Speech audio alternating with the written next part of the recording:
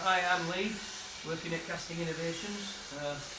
This is a compacted bale of cans. This is one of our main ingredients. There's roughly, well exactly should I say, 506 cans in this block, and I know because we counted them. It's really just for demonstration purposes, just to show you what 506 cans looks like with no liquid or no air in them. This is not really how we use it, it's just really for demonstrations. Okay, that's okay for that bit. What I also did... This is what we do next. Oh, you're still recording? Alright, Yeah, so what we do next with those cans, we melt them in another part of our workshop and we turn them into these sort of things, which are really rough and ready ingots. They look very rough, but the idea of turning into these long thin pieces of aluminium is that we can fit them into this machine here, which is our electric crucible furnace. It's just heating up at the moment, but when it's ready we'll be able to put this aluminium into there and melt it so that we can use it when we're actually pouring the aluminium. Shall I jump to the other part? To make something that we can actually use, what we do, we make a two-part sand mould.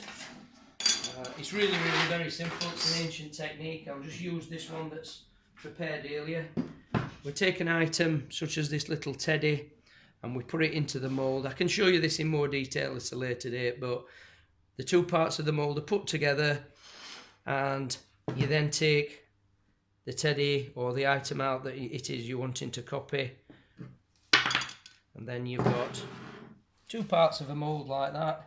It's a really ancient technique. All we're doing is using a bit better technology and a bit better materials to make it easier, more effective.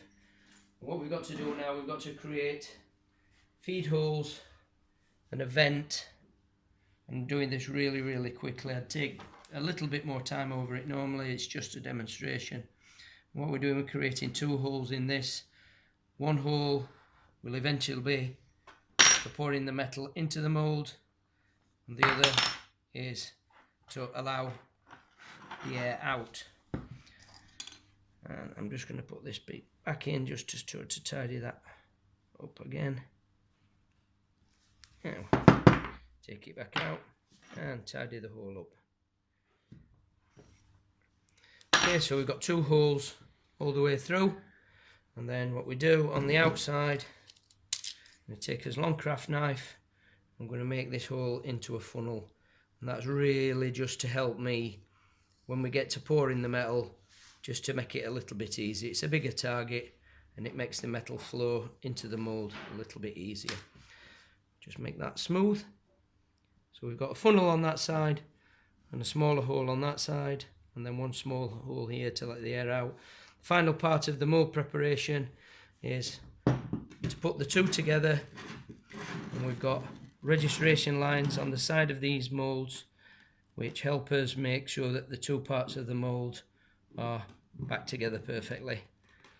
That's it, that's the preparation part. Now what we've got to do is wait for the metal to get up to temperature, and then we can pour that in. Can you pause that for now?